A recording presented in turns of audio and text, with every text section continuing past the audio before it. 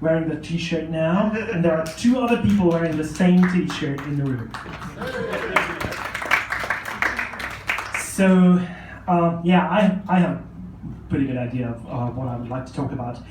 First of all, looking through this room is a great experience in itself, because it shows something, and earlier on there was word about how diverse we are.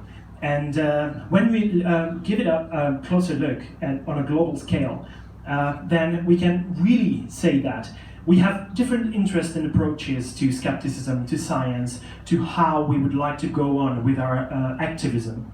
And we have different resources as well. So there are people in countries where they are probably a bit more equipped, they more likely to get into some activism. There are different social environments, but there are different languages and cultures as well, which is, to be honest, sometimes a bit overlooked. When you look at the skeptic movement on a global scale, you notice something, that it is quite USA, UK and Australia heavy. Slightly, I would like to slip in there Canada as well, but we don't know too much about Canadian skepticism, to be honest. But they're not talking about Canada, but other countries. There are lots of other countries where there is a great skeptical movement going on, but we don't know about them. Probably because of language barriers, probably because of a bit of a poor communication that we have, and very scattered resources. That's because we do our own stuff. We don't necessarily have the energy to do more than that and focus on what others are doing as well. But pseudoscience clearly doesn't respect borders. So when you think about the anti-vax movement, for example, it's going through borders, it's affecting one guy from this country, that fucking idiot, started a whole movement across the globe, and it's affecting millions and millions of people in lots of countries. Homeopathy, the same thing. Chemtrails, global warming denial, they are not focused on just one country, not at all. And we have to acknowledge that if we work together, and this is why I love every moment of such an event where we are right now, for example, we are stronger together. We can share our knowledge and experience with one another. We have lots of different kinds of experience coming from different countries. The combined resources and efforts can make us capable of making an effort so that it really counts, like lobbying. We can have some lobbying potential as well that we don't necessarily have. In this country, again, there is an organization, the Good Thinking Society, that has achieved so much just because they can apply some pressure. But these conferences and events can help a lot as well, where we are now. So kudos to the QED organizers and the Skepticamp organizers as well. And I'm very happy to be here. There is a European Skeptics Congress. The next one is happening in 2017 in September in Wrocław in Poland. And one of the organizers, Claire Klingenberg from the Czech Skeptics, is here with us today. And there are lots of other things as well, campaigns and projects. We all remember the 1023 homeopathy, nothing in it campaign. That was a global campaign starting, interestingly, also in this country, by the Merseyside Skeptics. It's mind-blowing what these guys are doing. And the All Trials campaign, also originating from this country, and Guerrilla Skepticism on Wikipedia, which not originates from this country, but from Susan Gerbig from the United States. And, Guerrilla Skepticism on Wikipedia is also highly represented in this room. So I would like to point out that several different countries, contributors, could you please stand up?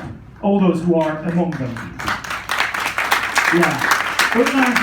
These people are all from different countries contributing to Guerrilla Skepticism on Wikipedia that focuses on improving Wikipedia articles that can be connected to science and skepticism, so that people who want to find out information about these topics, they get the proper information. And the representatives of skepticism, a few names have been up there, are also given out very good information on. Well, one of the events, the last European Skeptics Congress in London in 2015, was kind of a stepping stone to us.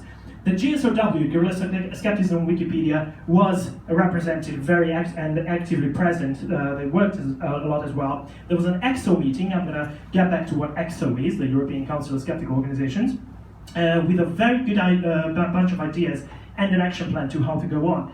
But a fucking idiot came up with an idea of starting yet another skeptical podcast. That would have been me.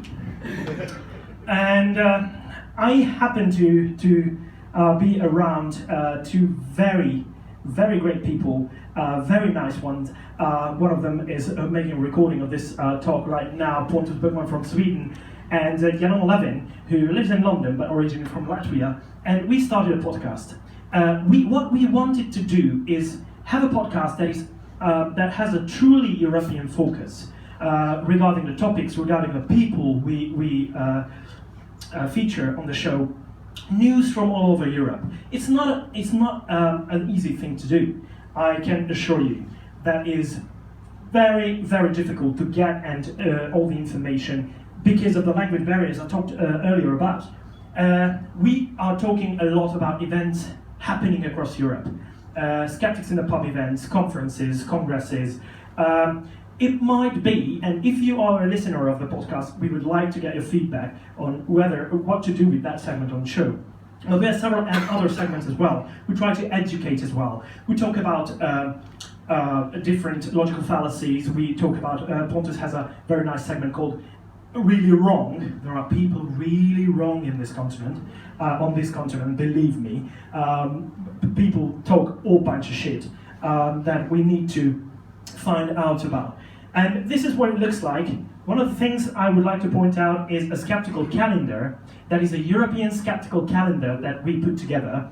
And we are trying to maintain it, but we rely on, we do our research when it comes to that, but we rely on our listeners to let us know about their events that they're organizing. We are not the most popular podcast just yet.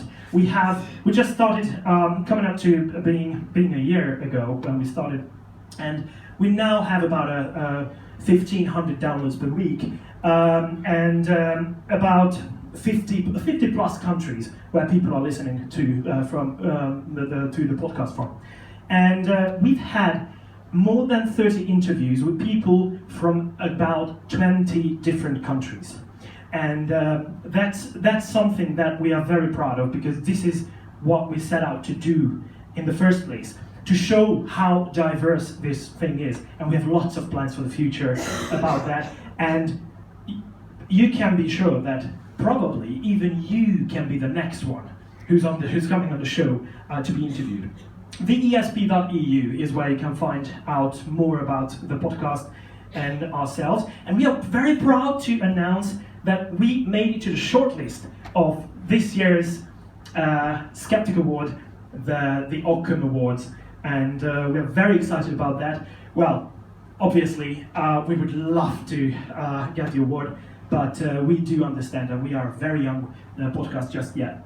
But there is another thing that is connected to that stepping stone I told you about. That was the European Skeptics Congress back in 2015 in London. And that's the EXO, European Council of Skeptical Organizations, which is an umbrella organization for different European skeptical groups. And it's been in a dormant state for a while. And now, just recently, it came out of that dormant state. And I'm very proud to say that, because I'm close friends with the chairman of EXO, Gabor Roshko, who's also the president of the Hungarian Skeptic Society. And he really started this because he was moved by what was started with this European initiative. And we put together a Facebook group that has more than 65 members right now, representing different skeptical organizations from different European countries. And we are recruiting new member organizations right now. So if you're a representative of one of those, please come to talk to us. And we'd like to get to. And one of the board members of EXO, Catherine de Jong, is here as well. So, and we've interviewed her on one of our first episodes of the European Skeptics Congress as well. So this is what I had time for, I'm afraid. So thank you very much for your attention. Here are some pieces of information about us if you want to find out more about EXO, the Hungarian Skeptics Society as well. And if you want to get in touch, we are here for the whole weekend, and I'm open for questions. Thank you very much.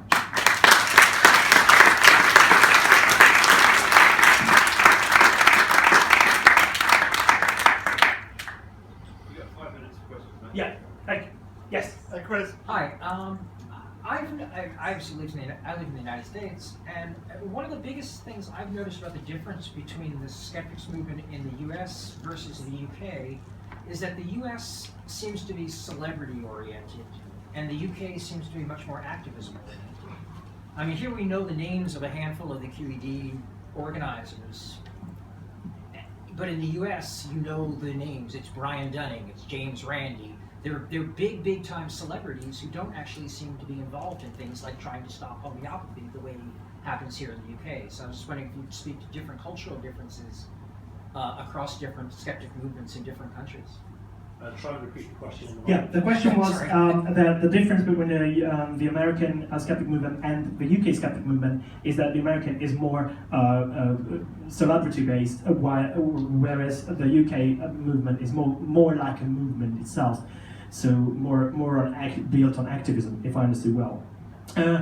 Well, this is a bit of there is a bit of a difference between different countries, because you mentioned the UK, but I'd like to point out that there is a huge difference between different individual countries across Europe, and in that regard, the UK is really in a leading position.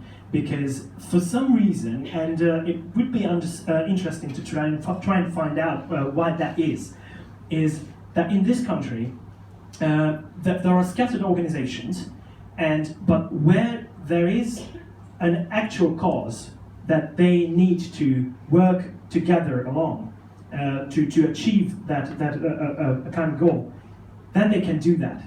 Whereas in other different countries, there are national organizations in many countries, and they are trying to lead the way, but for the lack of resources, they cannot, and this is why activism just dies right there. So in this country, I think the resources are much more cleverly used and exploited in that regard. Did I answer the question? Not really, did I? Sorry. I thought you did. Okay. Any more questions? No? Okay. Yeah? Are you a fan of the word skeptic? Because a lot of people in the community don't like it. It's a good one. Are we fond of the word skeptic? No, not at all. And especially, just recently we had an interview with a representative of the Turkish skeptics. And she said one very interesting thing, that the word skeptic in Turkish, it's very close to septic, which is also used for draining and sewage. So when you don't want that skepticism to be associated with sewage, right? So it's like there are cultural differences. But yes, we face that a lot, and different other countries face that as well, that the word skeptic doesn't really work out well for them, because it has a negative connotation, which I do understand. This is why there are countries where there are no skeptical organizations, or no organizations called that. They are calling themselves rationalists, they are calling themselves the thinkers, and different versions of that, which is arguably a smart thing to do. Cool. Thank you very much. That's it. Thank you very much.